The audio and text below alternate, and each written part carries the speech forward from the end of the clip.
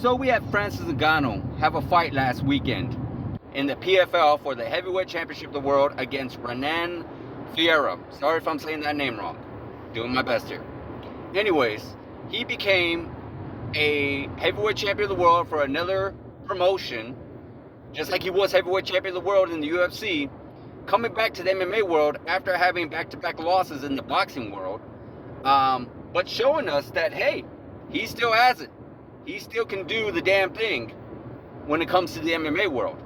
And by far, right now, I feel that that Francis Ngannou is the best heavyweight in the MMA world right now.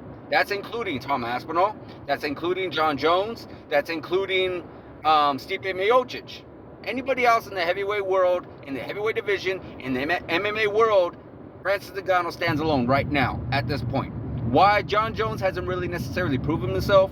You know, he went against Ciryl Gane at the end of the day, but Ciryl Gane really wasn't the greatest heavyweight that John Jones could have faced. Stipe Miocic, he already got beaten by Francis Ngannou years ago, back in 2021, and has not fought since then. And of course, you got Tom Aspinall, who is a big rising star within the heavyweight division in the MMA world, but still hasn't quite hasn't been up to the test just yet. That's my personal opinion. But I'm sure he will find himself up against really difficult opposition as his time continues on. He is still very young in the MMA world, so let's wait and see what happens there. But what I also really want to ask you guys is this. After Francis Ngannou has made his comeback to the MMA community, and we got John Jones going against Stipe, could we ever see Francis Ngannou in the UFC, or could we ever see Francis Ngannou taking on John Jones? And I want to ask you guys this. If that's possible, is that possible that fight can finally happen? Because that is something that we've wanted to see for so long. There's been so much battle of the words between Dana White, Francis Ngannou, and John Jones. We remember at a time when it was John Jones who wanted really good money, wanted Deontay Wilder money, quote unquote, to get in there with Francis Ngannou. Then we had Dana White saying after Francis Ngannou's knocked out Stipe that, hey, you know, John Jones should go down to 185, not heavyweight.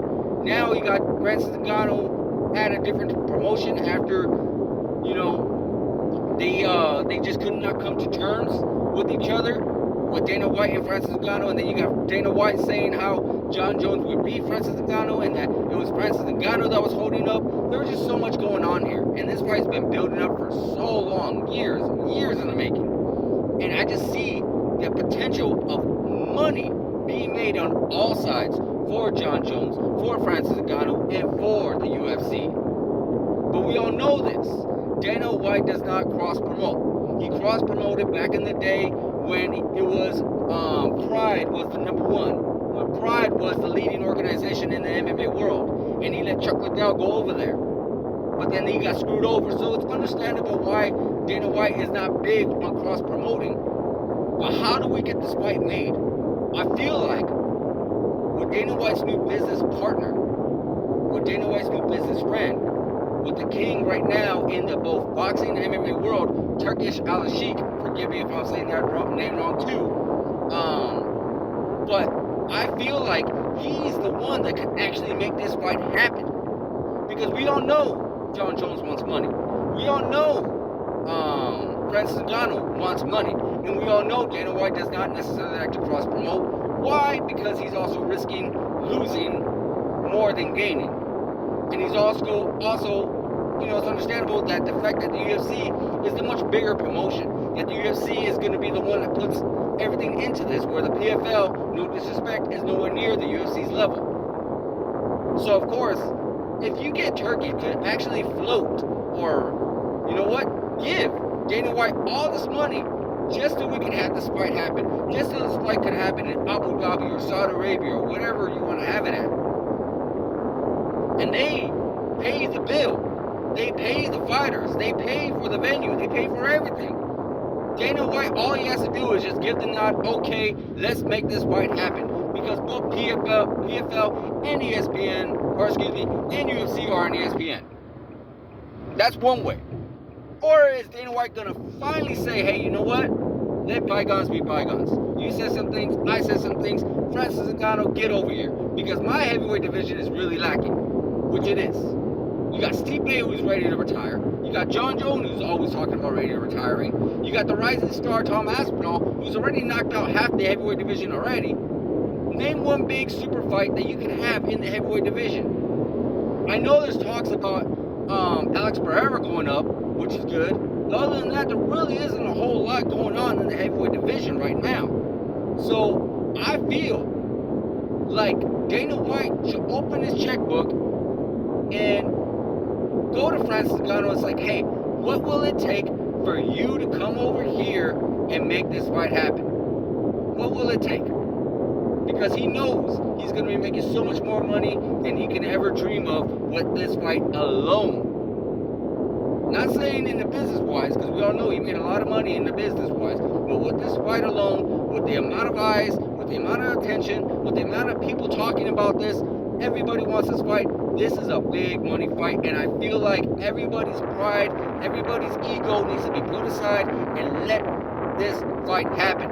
We've allowed, not that we've allowed, but so many fights that we've always wanted to see within the UFC, within the MMA world, we never really got to see. You know, Randy Couture versus Fedor Emelianenko, Fedor versus Brock Lesnar, Anderson Silva versus Georges St. Pierre, Cain Velasquez versus John Jones, Anderson Silva versus John Jones. I mean, so many fights that we've always wanted to see, and these fights never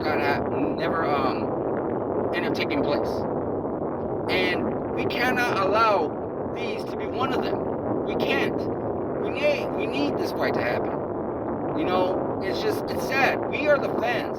The reason why Dana White is so successful and makes so much money, the reason why UFC makes so much money is because the fans always go and they always get what the fans want to see, what we want to see this fight.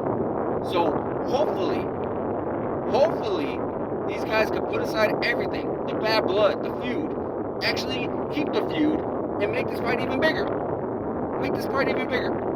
Because this is a great fight that we gotta see. Francis Ngannou versus John Jones. Francis Ngannou versus Tom Aspinall. Francis Ngannou versus Alex Pereira. All these are very great fun fights. And allow the man to box. Why not? It's not gonna hurt your business. It's not. He gets knocked out into different sports.